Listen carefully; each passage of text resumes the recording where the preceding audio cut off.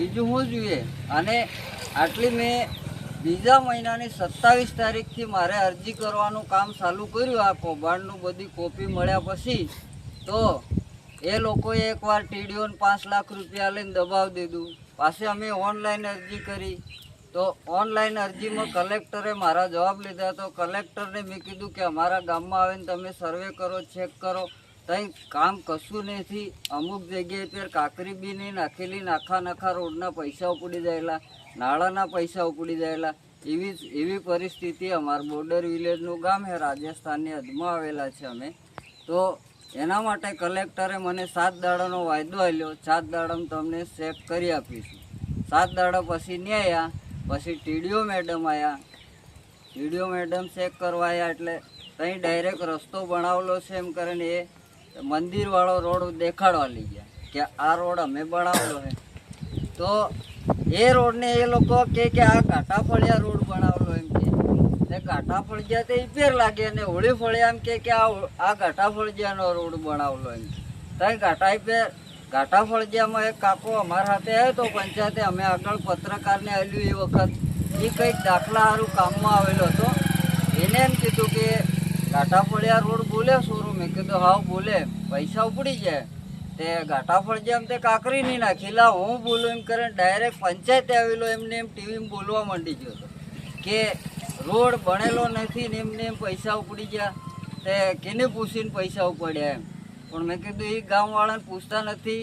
ગ્રામસભા બી direct એને ઘેર ભર દે, બધા સભ્યોની સજી એ કરી દે અને એમને એમ ડાયરેક્ટ ગ્રામસભા બી ભર દે, પૈસા એ ઉપડી જાય છે. ગામને કોઈ પૂછવામાં આવતું નહીં.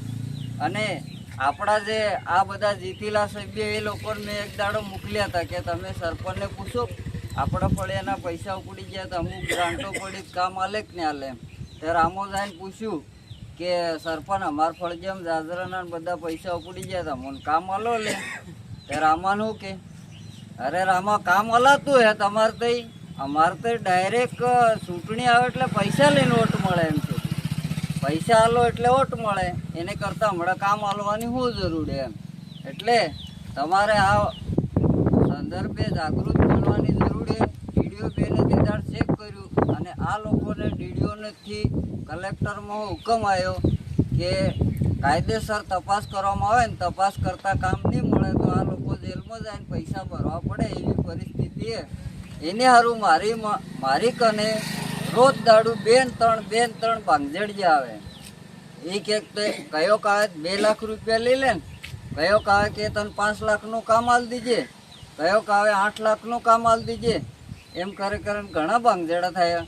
પરમુખ આવ્યો, નીલજુ આવ્યો, પછી સુગલો આવ્યો, થાવરો આવ્યો, બસુડો આવ્યો. આપણે જાહેરમાં કહીએ ને આટલા આવ્યા હતા એમ. એને તમારે પૂછવું હોય જ પૂછી લેજો. પછી એક દાડો સુકરજો આવ્યો, તલાટી આવ્યો. બધે મારી કન ભાંગજડો કર્યું. પણ હું ગામને જણાયા વગર 2 લાખ કે 3 લાખની લાશ લઈને બેસી જતો. મારા ઘેરમાં પૈસા પડી જતા, હું બેસી જતો કેને જાણ પડવાની નથી. પણ મારે આવો ખોટો પૈસો એના પાપનો ભારો આપણે નથી લેવો. એટલે તમને હું જાગૃત કરવા માગું છું. એટલે આ ગામના પૈસા જે ઉપડી ગયા એનું કામ કરાવવા માટે આપણે અરજી કરી લઈએ. એટલે કલેક્ટર આવે કે ડીડીઓ આવે, કોઈ બી તપાસમાં આવે તો આપણે ઊભા રહી અને ગામમાં કામ એનું આ યાદીમાં લખેલું એ જગ્યાએ પર કામ હે કે નહીં એ આપણે દેખાડવાનું. અને બધાને આપણે હાથે રહીને ચાલવાનું.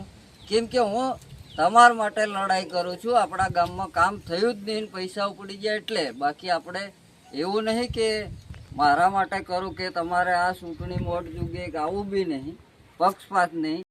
એને સારું મેં કોઈ પક્ષના માણસને નહીં બોલાયો. કેમ કે આપણે કોઈ પક્ષ નહીં જુગે. આપણું ગામ જાગૃત બનો અને આપણી પંચાયતની ગ્રાન્ટો જે ઉપડી ગઈ કામ કરાવો અને ગામનો વિકાસ કરાવો. કેમ કે હજુ સુધી આપણે હોતીલાનું રોજ દાડું આપણે તે ચાલો 500,000 નોતરા કરીને થઈ ગયા. એટલે સીધા પોટલા લઈને કામે હાયા ઘેર.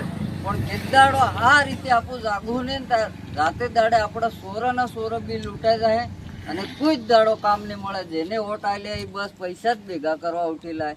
એટલે ચૂંટણી આવે કે ગમે તે આવે તે દાડે તમે પૈસા લેવાની વાત નહીં કરો ને તને ભાઈ વોટ આલજે, અમારે બધા કામ હિસાબ હાથે પંચાયતમાં જુગી એમ બાંધીને વોટ આલવાના અને જાગૃત બનવાનું. અને આ જે કંઈ પૈસા ઉપડલા એમાં તમે મને સહી કરીને હાથ આલો, એને બધા પૈસા કઢાડીને જે દાડ કામ કરાવું તર આપણે છોડું. બાકી આપણે કોઈ સમાધાન કરવું નહીં અને નથી પૈસા ચૂકતા, નહીં લાશ ચૂકતી, કશું નહીં. એટલે તમને મેં ભેગા કર્યા. તો બાંગઝાડા મારી કરીને 15 દાડાના ચાલે, પણ આપણે કંઈ એવો સાનો બાંગઝાડા નથી કરો. આપણું ગામ કે એ હાસું